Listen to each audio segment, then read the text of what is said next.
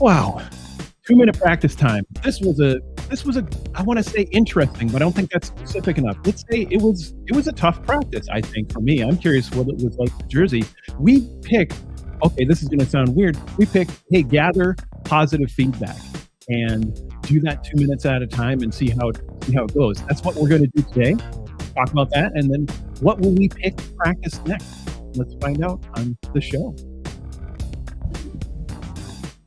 Welcome to the 2-Minute Practice Podcast.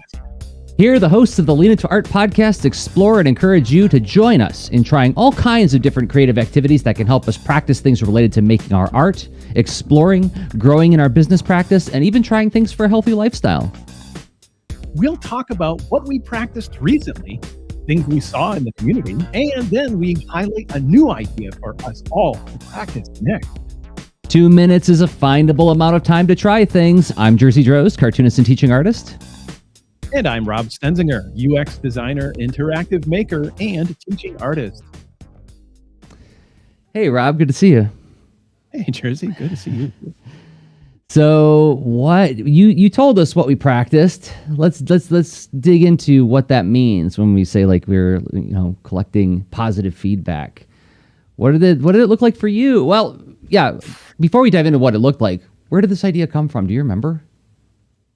Well, if we had a edited show, we could do insert a cut from last time, and we typically do a little bit of a, I don't know, what do you think? Well, a little bit of a dance and so out of that dance, whoever led the dance, we were like, hey, let's collect positive feedback, and which sounds so innocent on the surface. You're like, okay. I'm anticipating that you discovered some things that may be analogous to what I discovered in doing this practice this week.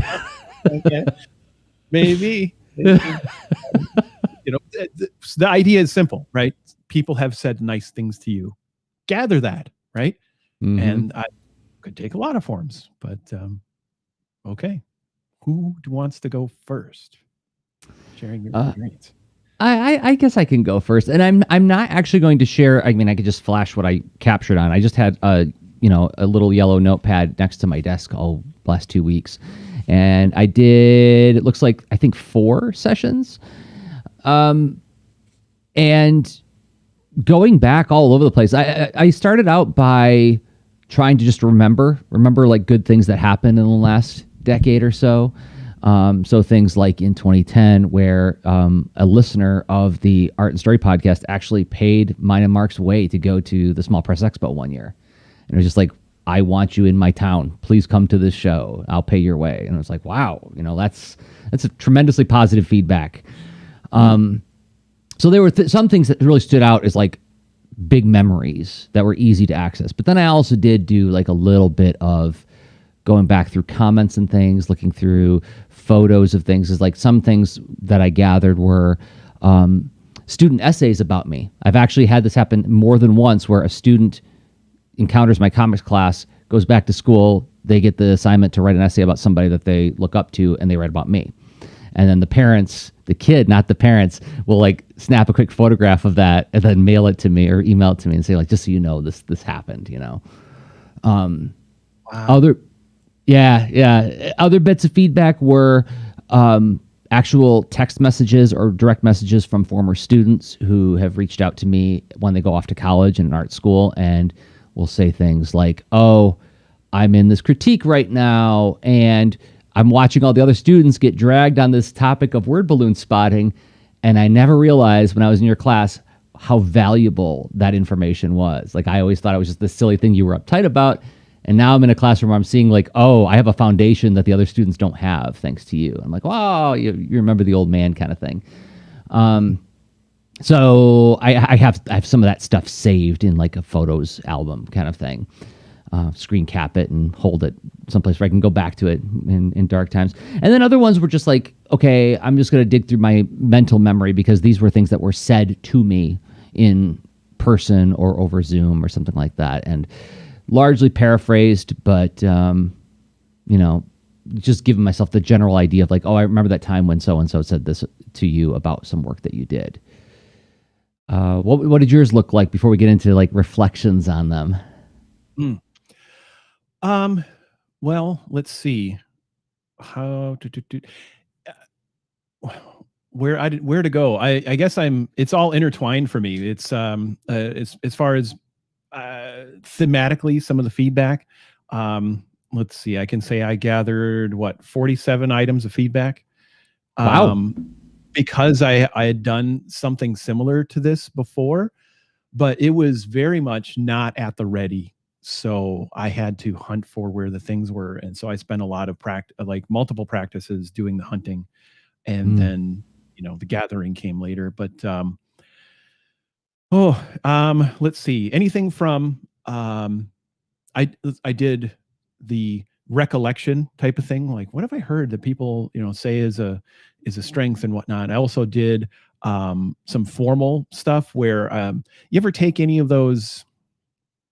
Some workplaces will have oh like a famous personality classifying thing, right? There's Myers-Briggs, right? Oh, yeah, yeah. And then there's stuff that's similar, I think, in as far as industry wise, like where it's like help my the folks in my company get more reflective and insightful about what they're about. And so I did one called Strengths Finder too, um, at a employer a while back, and I kept the results. And so that was helpful too. I don't really have anything that I want to show off and share. And I know the specific amount of feedback because once I did the gather part, the specific gather, it's like I sort of did this prep gather phase of like, well, all right, I'm finding where the heck I stashed all this stuff, this bucket, that bucket, what have you. And then I did I put it in a spreadsheet. So Wow. I did not. I just did like, you know, um, what like incomplete sentences written out in ballpoint pens. not like a intense spreadsheet, right? I mean, we've talked about on our different shows some of my, let's call them robust spreadsheets. Yeah. It's not that. The columns I have are specific feedback about what was the source or medium, a note if I had another thought about it, and then the source person or people. I didn't even fill all the things out for every entry, except I tried to do the about and the source medium, because some of mine too were from. I didn't manage to do all this because I wanted to get to all the podcasts and stuff, like Lean Into Art and whatnot. 2-minute practice, what have people said about that specifically? We've done that as far as our own work and reflecting on this, and I know I've got it somewhere. But I didn't get around to finding that also. But I do have, guitar fretter and stuff. So I dug into some of those things. And that's interesting because that was something I don't know why, but I did not. I told myself I wasn't going to do that. I said, you're not going to go and read your reviews of your books. And and I'm not entirely sure. I think part of it is that I have a internal, what would I say? I have an internal rule that I try to tell myself not to read my book reviews. And what's weird about that is like when I think about it, it's like I don't think that I'm necessarily that sensitive about somebody who says that like this work is not good. I can't imagine that'd be that painful for me to read a bad review of my work. But at the same time, I think like for the last like 5 years, I've had like this sort of edict: don't go read the reviews of your comics online. So I just habitually did not do that. So that was a whole piece of data that I just didn't get. It's like feedback on the podcasts, feedback on my books. I was going off of feedback that was given to me directly by a person. That was sort of the fuzzy, unarticulated framework that I was operating in. Okay. So more direct. I don't know. More based on a personal relationship. Is that part of? Yeah, I get. Well, no, because like some of the feedback I got was from people that I've never met in real life. Right. Some of this feedback was it was something where somebody said something directly to me about a thing I made. Right. Rather than posting it someplace else for other people to consume. This was something that was like meant to be directly transmitted to me. Does that make sense? It does. There's something about product reviews too. It's a they're ubiquitous. I mean, everything you can't buy, and this is a well commentated thing. I'm not starting a, you ever notice kind of column here, but like, it's, it is a different world than it was before the ubiquity of those things. And even then, certain categories of product did have a fair amount of like review culture about it, right? And so books and movies, obviously. But so I can see, resistance or reluctance. I can tell you it was tough because there are a lot of unkind reviews for my stuff I post out there. A lot. It feels like a lot emotionally. I mean, if you look at the summary, it's I've okay ratings on Guitar Fretter. It's I forget, one platform that's over 4 and the other one's over 3, and it's those kinds of things. It's like when someone it was hard because I have to look through all the things to see the positive things, right? So I don't know. I can tell you, yeah, it was a mixed bag doing that. As far as this practice, because this wasn't about like, gather all the things and find the signal of, what of like holistic critique. This was definitely like a build yourself up kind of practice, right? I mean, we specific about like just gather positive feedback. So I don't know, that's it. That is interesting. And I can tell you too, like I have had pretty huge feelings in reaction to reviews of stuff I've made. And it's yeah, I mean, I don't know what to say.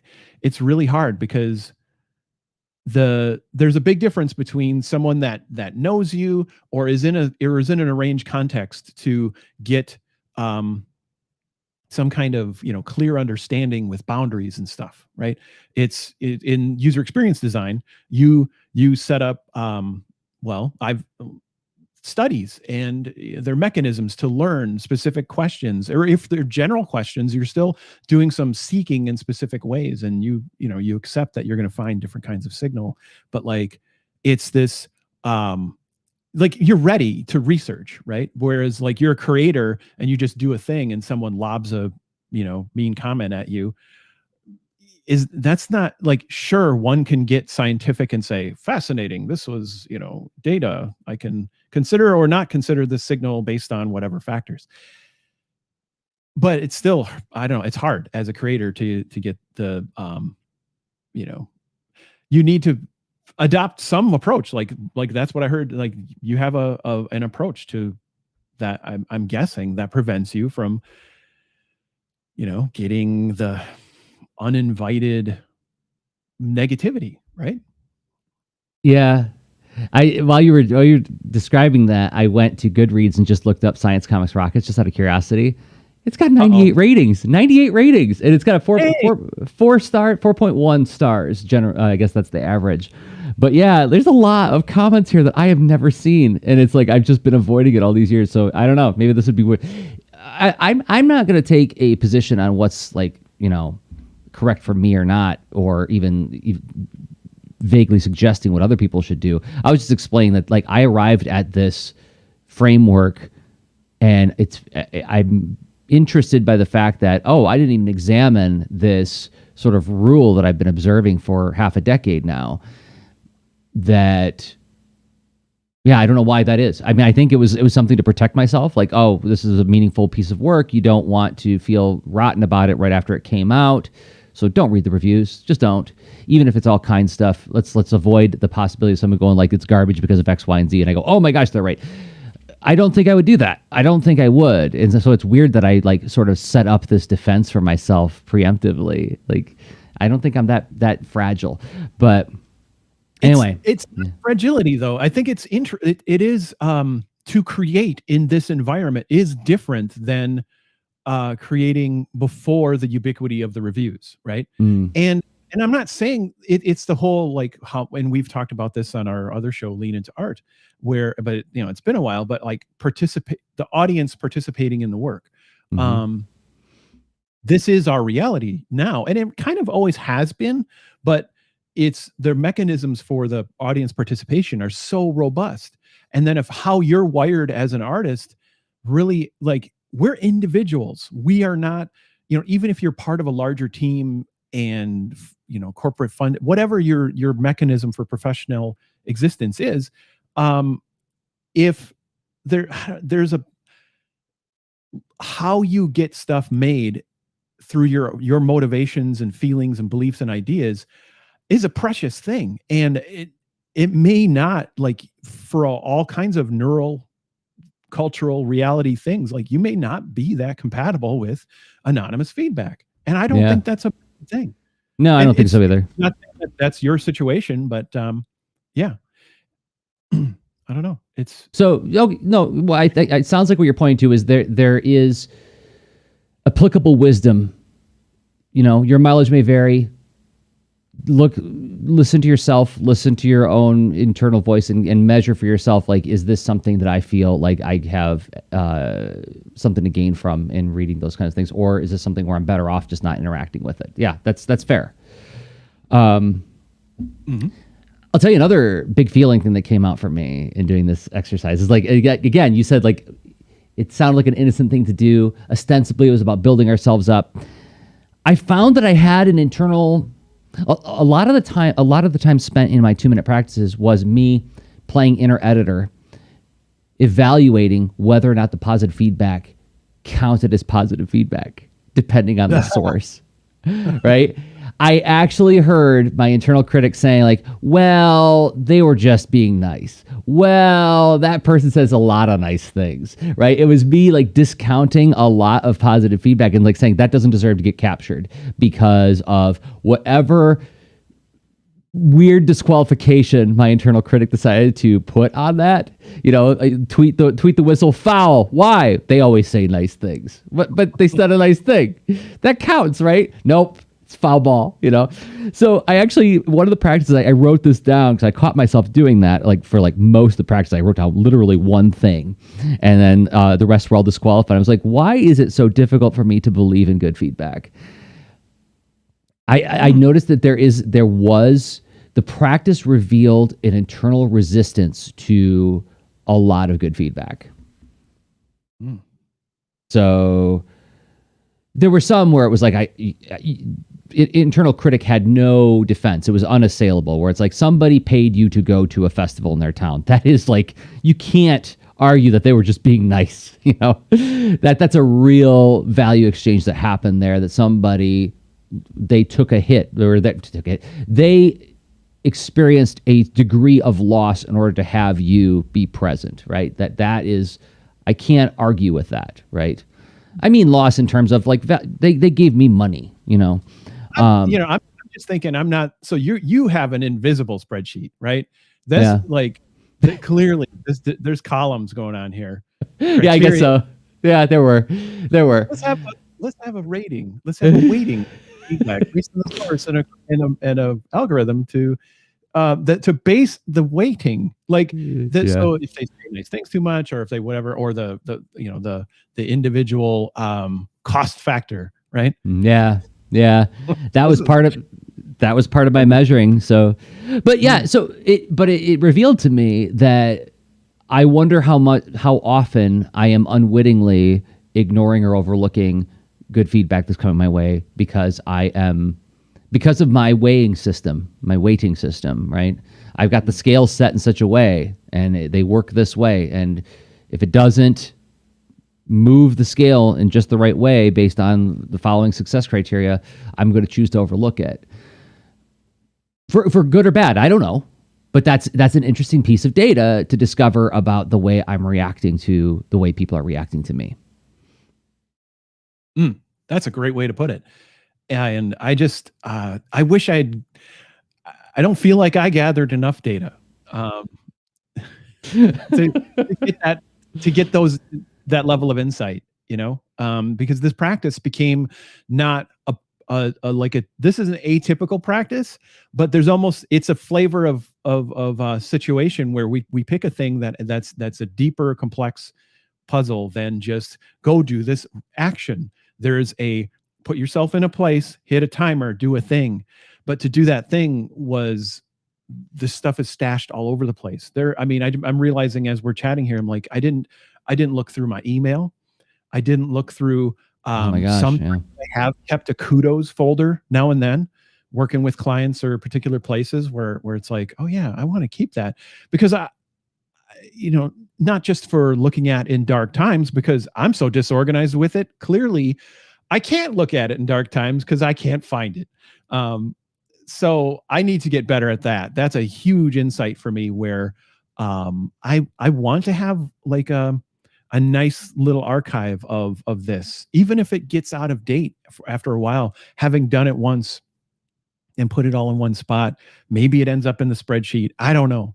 But like, this is such a I'm detecting the potential to get so much insight, and also to positive reinforcement, where I have an inkling of it from these different things that like when I was formally studying coaching a couple of years back, we did an exercise similar to this because of figuring out exactly who you're trying to reach and help, finding the positive signals and stuff. So I had a couple of stashes of this feedback of things people have said, to me about, what am I like to work with? And they're, positive things that felt awesome. And I was able to find them, but I feel like I'm just scratching the surface of it's like, can I get themes out of this?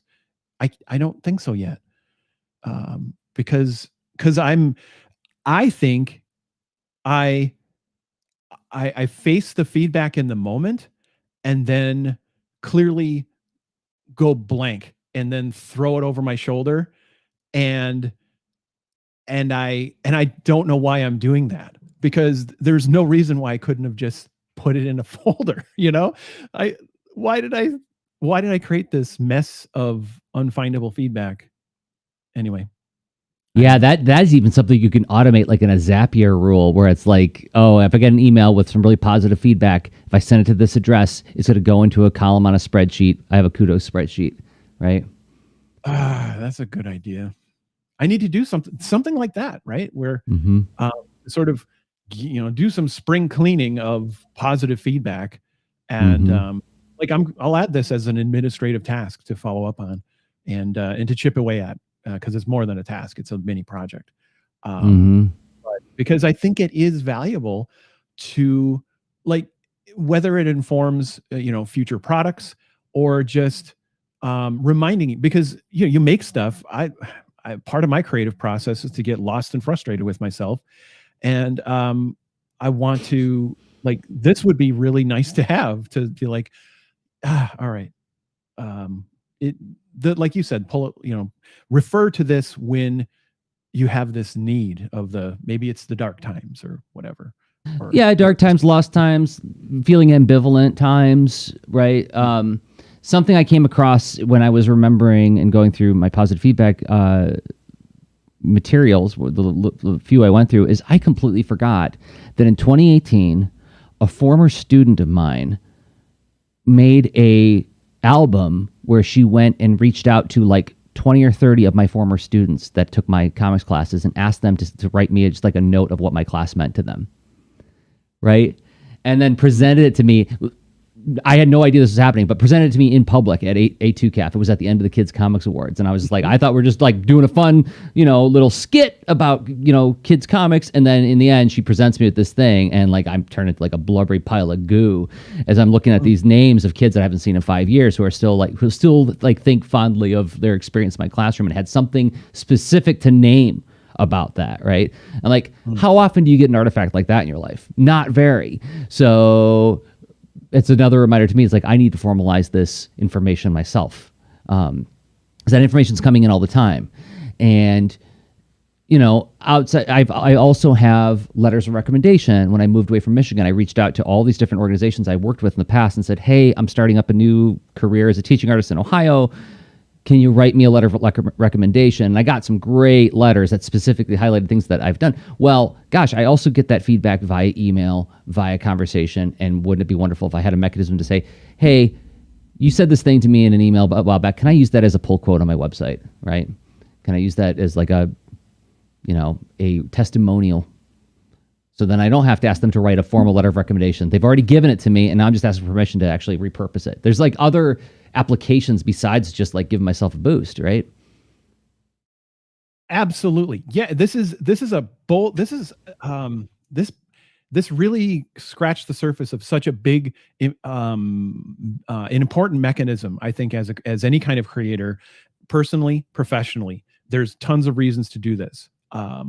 Because like personally could be just for what motivates you, could be dark times, could be just your regular process of like it's natural to get confuzzled and stuff, right? Mm-hmm. And so a source of clarity where it's like it's in your pocket and you can refer to it, but then professionally it sends a signal. There's this idea in designing things for convincing and sales, right, where it's social proof is the category of of information.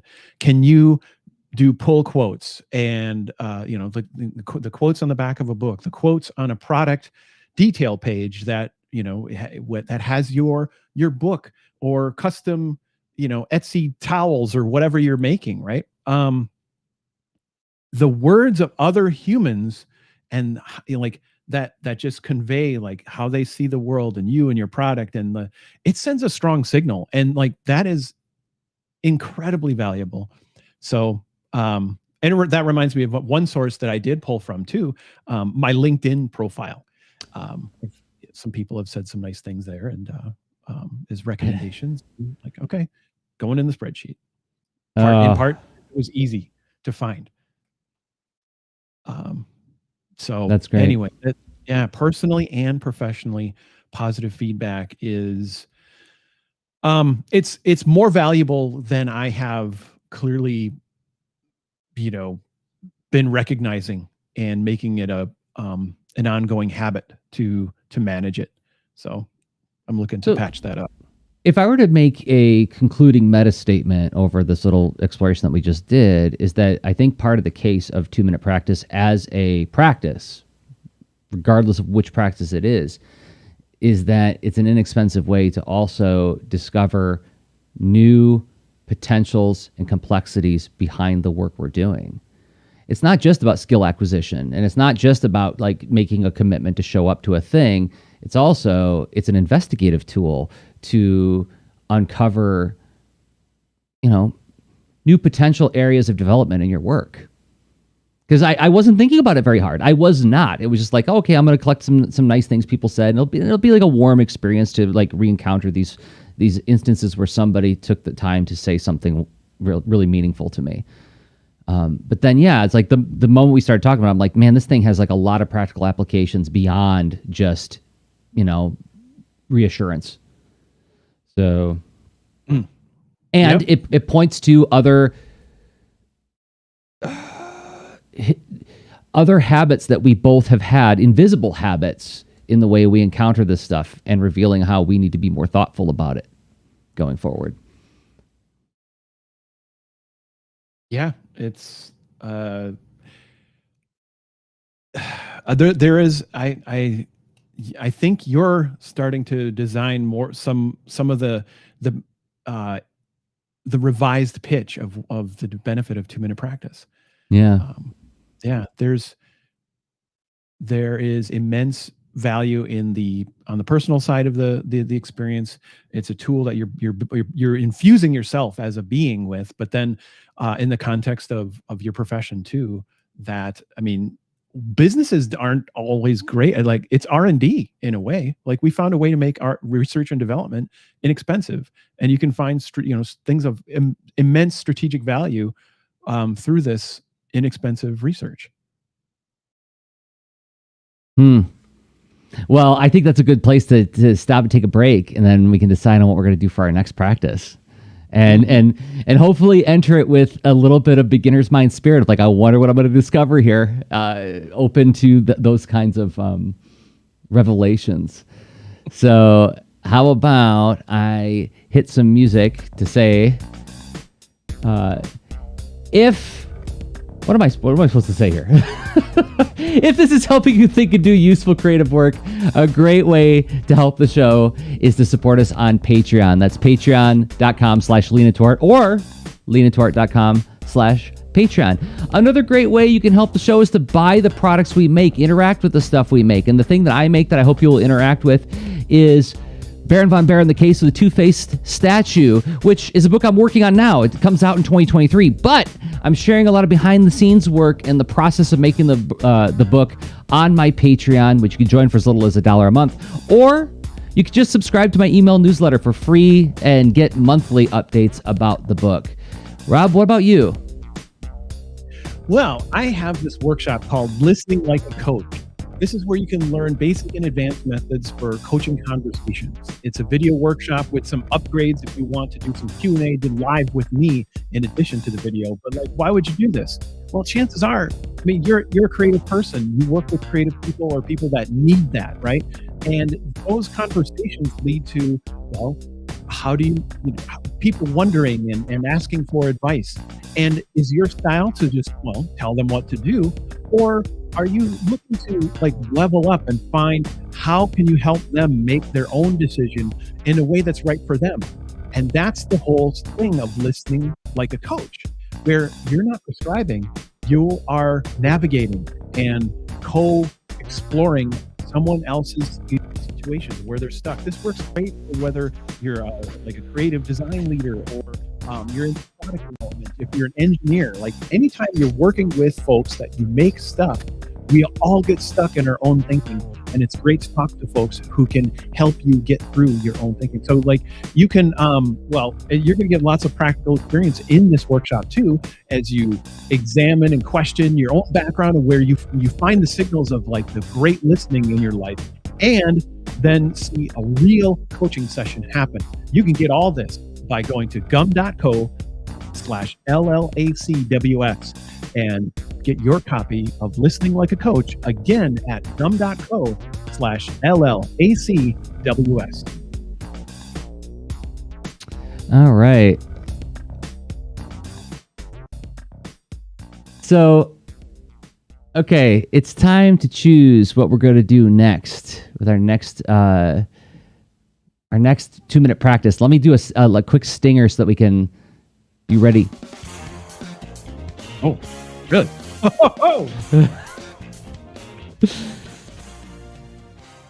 Okay, so that music indicates that we are now in the second part where we choose what practice we want to take on next. I am a blank slate, Rob. I have no inkling, no inspiration based on our past discussion of where to go next. too drained. Some practices cost, and this is what it's like. Now you see the cost. All right. I am the cost. All right. So let's see. The seemingly innocent ones, I think, have a curious questioning about them, and then a glossing over the details. I think that's probably the recipe to be like, I'd like to get in trouble with the practice. Good trouble. Yeah, it's let's see. How about well, I know it's been a while since we've done a physical health fitness thing related practice. Mm-hmm. Would that be interesting to you? That would be interesting to me. Yes. It's springtime is here in the Midwest, and I am eager to get outside again and move my body a little bit more than I have been. So anything that I can add to that sense of enthusiasm for movement and self-care sounds exciting to me. Well, one that I've been considering, adding to, it's not complicated. I don't know if it's trouble finding. But what if we explored balancing? Mm. So Okay. yeah, I mean things that like I consider, I'm not, some professional yoga person or what have you, but like I have you think about things like tree pose in and Mm. where you uh, prop one foot on the side of your leg and then um stand there on one leg, balance a little bit like a flamingo does, right? Mm-hmm. um we don't have the same physical leg tucking ability, right? But conceptually similar. But I don't think it would have to be tree pose. But like, if you No, think about because we got to think about. 2 minutes, I like the idea of keeping it broad, just saying the word like practice balance in some way, however you can, right? Because like I would also like this to be applicable to people with a variety of mobility, right? So yeah, mhm. obviously we would never recommend everybody do tree pose, but Nope. yeah, balance is something that, okay, let me tell a story about balance. This is how bad my center of balance is, Rob, my sense of balance. It's so bad that I was in a bowling league for 4 years, right? We've talked about it on the Lean Tart cast. Mhm. And people notice that I bowl in this really funny way where it looks like I'm curling. I get down really low and I like sort of like gently like roll the ball onto the floor instead of like tossing it. I don't do the whole thing where you twist your whole body and you kick your leg back, because whenever I tried to do it, I literally fell down every time. I fell on my back every time I tried to bowl like you're supposed to. So I found this way of getting really low so I don't lose my balance, and my center of gravity is like almost like 6 inches off the floor. And so my teammates called it crouching tiger, hidden Jersey whenever I would throw the ball. That's nice of them. And it's like, what I would get asked all the time, well, why do you do it that way? I'm like, watch what happens when I do it the right way, and then boom, I'm on my back because my balance is so bad. So I could use the practice. And like I have in my home, it looks kind of like a pogo ball. It's like a round platform with grippy tape on it, and then it's got a round ball on the bottom. So like you basically just stand on it and you stretch your calves and also practice balancing. And that might be the thing that I just do for 2 minutes at a go, just to get reacquainted with the idea of trying to find some equilibrium in my body. But I mean, you could find balance, like even if you're sitting in a chair, if like it's something where it's like difficult for you to get out of a chair to do that kind of balance, you could probably do something with maybe weights on your arms if you can manage that, or something like that, right? Or even closing your eyes and tilting your head back. Mm, That yeah. that can be a way to explore your sense of balance Mm-hmm. and equilibrium. Mm-hmm. So yeah, this is approachable in a lot of ways. I mean, yeah, just finding something to like that kind of thing to stand on if you have a balance board, or if you've got um I mean, whatever your situation is with balance. And that sounds good to practice. I like having specific examples, so Yeah. we can't prescribe for everybody. But Yeah. like for me, what would I think I would probably try.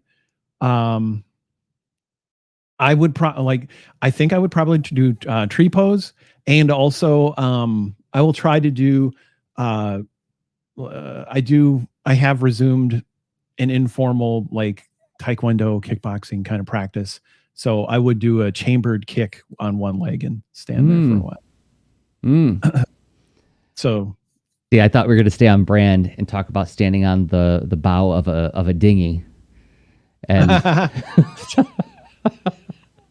well, I have fantastic balance failures also, even though I mean I am someone who can stand on one leg for a good while and whatnot, but it's not always easy, and it's weird like exploring that. There's always some kind of dialogue to have with myself where I'm like, I'm kind of stressed out. I can't stand on one leg right now, or what have you. And like, I'm not breathing in a certain way. Like I start to, it's a way to become really aware and introspective about my own physical circumstance. mm, And yeah, mm. what's funny is like you mentioned standing on the thing, like the Karate Kid. If I would do it, if I had that option, I'd be on there. I don't care if I look like a fool. Well, you do live in the land of 1,000 lakes, so for crying out loud. I fell in though, like when our family has a little kayak that's, there's a like a little, an inexpensive public thing we can, rent for like whatever. I'm trying to give some context because it's not like this is not a pass the Grey Poupon fanciness situation. It's like for like $50 a year, you can rent a little rack to lock your kayak up and stuff. So we can get that out, whatever. And I have biffed it going into the water, like it's true, with phone in pocket, dressed like I'm going to sit at a library or something. Like I'm not ready to go in the lake. I'm going in the lake because super wobbly kayak is like, you think you have balance? Well, wobble, wobble, wobble, wobble. Whoosh, you'll learn how to punch when you learn how to stay dry, Rob. I know. So I'm still learning how to stay dry, and I would like to practice. Oh, cool. So that was easy to find. We found another practice. And yes, I'm looking forward to discovering whatever there is to discover in showing up 2 minutes at a go, just trying to reacquaint myself with what balance feels like. So is there anything that we need to clarify or think about before closing out? I don't think so. We just are, we are committing to practice balancing and asking others to play along based on, their own health circumstance and, lifestyle, what have you. What means practicing balance for you? I'd be curious to hear if anyone's punching on the bow of a boat, though. If you're doing that, please reach out to us. Yeah. Message us on the Discord. Send us the TikTok video of you doing it. We would love to see it. All right. Well, then I guess it's time to say thank you, Rob, for this discussion and for this practice. And thank you, Jerzy. And remember, everybody, 2 minutes is a findable amount of time. Play along with our chosen practice or create your own. Well, you can choose your practice of any kind and set a 2-minute timer. And then don't forget to comment and share on the Discord as well. And you can join our Discord at leaningtoart.com/Discord. We have a general challenges and quests channel that you can find there. So we'll be back in another 2 weeks with the 2-minute practice and share how this went. All right. Thanks for watching, everybody.